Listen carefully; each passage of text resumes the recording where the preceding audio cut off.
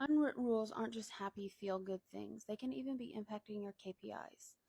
Literally. Once I was working with a client and we were working on an assessment for how their supervisor should be evaluating their employees. And I asked about what are the KPIs for these employees? Like, what are their supervisors holding them to? And they were like, yeah, well, that was recently added to their performance evaluation, but we don't know that they know what that means. Or they all seem to have different ideas of what that means. And I was like, okay, so we need to have a workshop or an update on what a KPI is and what we're expecting them to do. Because one, if you hold people to it in performance, it needs to be within their control. They need to know what it is. And that includes contextual performance, the things that aren't in the job description. That's why I think being transparent about unwritten rules is so important.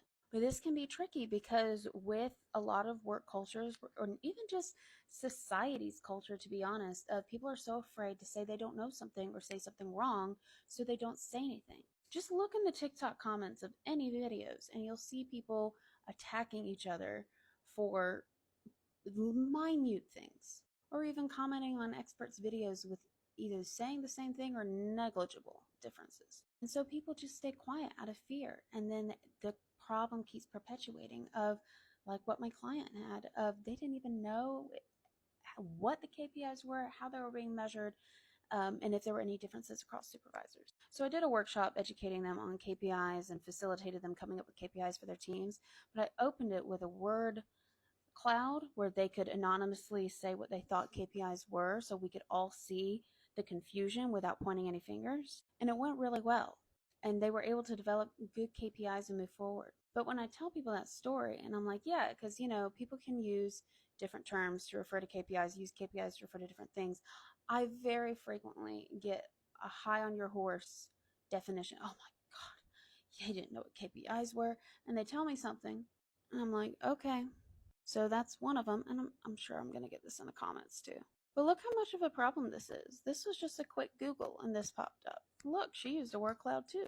She talks about 3 different definitions of KPI by different esteemed authors in the field. This organization, Mental Floss, did a study on asking people what business terms confuse them the most, acronyms specifically, and look what came in number 1.